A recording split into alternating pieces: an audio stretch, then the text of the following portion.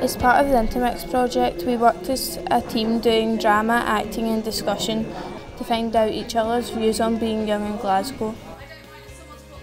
We interviewed members of the general public as well as people from our grandparents' generations at the annex communities. We wanted to find out how things have changed for the youth of Glasgow. I don't know, my life's been hard. I was taken away from my parents when I was 3. My mum was a drug addict and I was put in care for, well, since I was 3 I've been put in care for 13 years.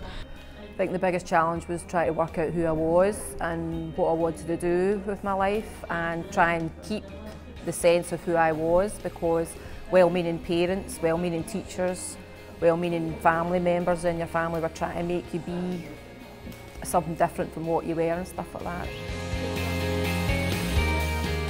My dad died when I was 11 but my mum tried her best with me, but I think I just made it harder for myself because I started being dead bold and angry and no trying at school or anything. Then I get kicked out of school. I got married 2 days before I was 17, which was far too young. I wouldn't advise any young one to do it. I've had my life hasn't been that hard, I'd say. I've been brought up with I'm going to say a wealthy family. Like, they've had the money and stuff to take care of me, but it was basically my mum that didn't have the money, and she'd had about 6 houses and lost them all. So I had to go and stay back with my gran, and it's been alright. But my gran still helped me, but I always argue with her and shout and that, because I don't think I've got the right life. But at the end of the day, she's trying to help me and stuff. I think a lot of the time kids can get a bad name when really if you actually get to know them, they're really working hard and they've got a lot of pressures, more pressures than what I had when I was younger to deal with anyway. So I think people should maybe get to know somebody before they judge them. I think young people in Glasgow are quite creative and we're quite individualistic, quite unique, yeah. It's different from many other places. You know, any other places would know how to be quiet, you know, past 4 in the morning. But I think you need to blame the beige drinking culture here. It's about the people who think they're evolving through culture by watching X Factor, and they bring that kind of media into the streets. I enjoy seeing that because it doesn't really evolve like that in any other degenerate way in any other country. You can get peace, but it's not in the city. This is Glasgow City. There are lots of nice people around here, but those are the old ones.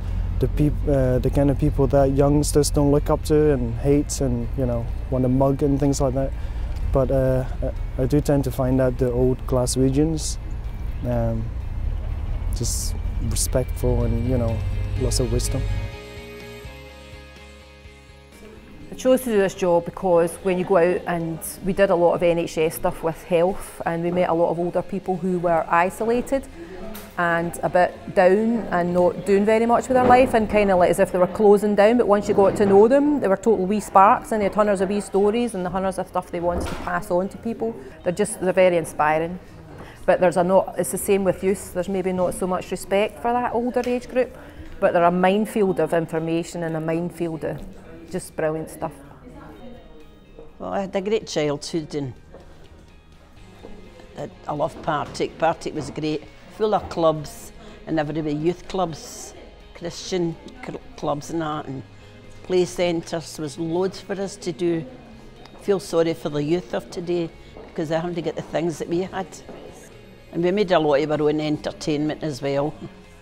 You know, we went to play centres where we met with all the other young ones and made all sorts of things, and really great. I'd love to go back there again. Well, in my opinion, I wouldn't blame Glasgow for the upbringing of people, because people come from outside Glasgow and they still have a bad life. There's domestics and families, there's child abuse happening all over the world. It's not just one place, because it's just about the upbringing and how the parents treat the kids and they've got respect. Well, you had to do what you were told when I was young, or you got a smack. The young ones today, they just do what they want to do. I find that, you know, with my own family as well, they just, you tell them what to do, they go and do something. Aye, there's a big difference here. Every child needs discipline in their life. They can't just get what they want.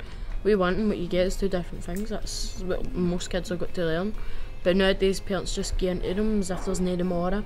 But at the end of the day, if there's families out there who can flaunt the money, then let them do it, but it's just their ways it's got to grow up to want and want and want. Where I stay, it's better being loud, because if somebody argues with you, then you can just, if you argue back, then they know that they can't do it again, because they know that you're not going to take shite off them. But when I was younger, Glasgow was dancing daft, maybe you heard that. Everybody went to the dance hall, but there were no drink or anything, you know. It was a sin if a woman drank or went along the street smoking, you know. Nobody swore. And there were nobody drunk and all that. And you know how when you went to the dancing, you know how most people, you know, they all kind of respected each other, you know.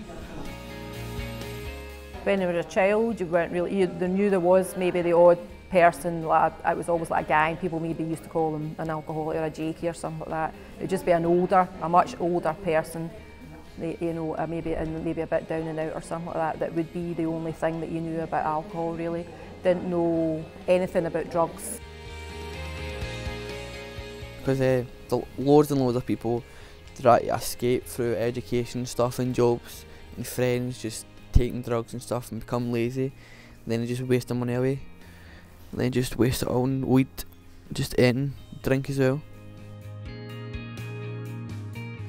In this city it's pretty hard to get a job because like there's a big population of people homeless and stuff, and there's hardly any jobs going because we've got like people from other countries coming in as well, and like they've got most jobs. No, I had no trouble getting a job. Left school on the Friday, 14, started working on Monday.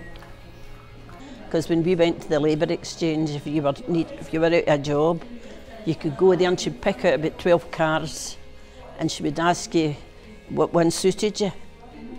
And if you didn't like one, you could go to the other, you know. And there was never a problem finding work. You know, it was always plenty of work.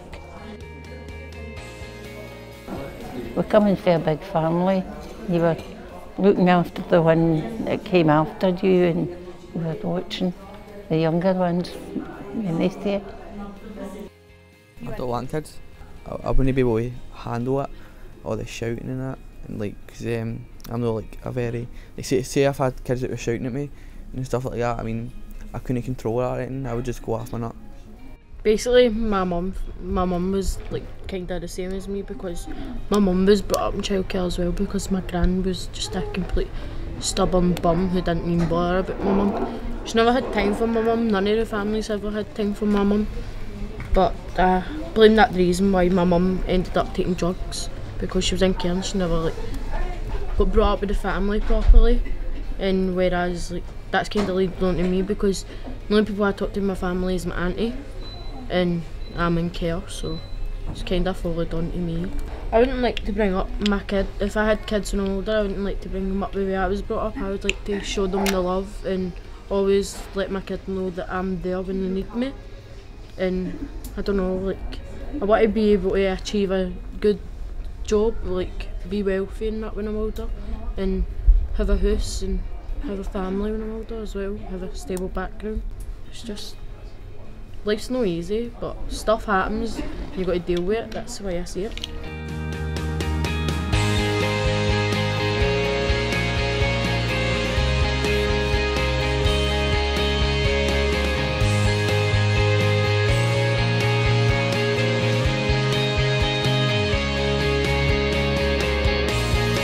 Right, look happy.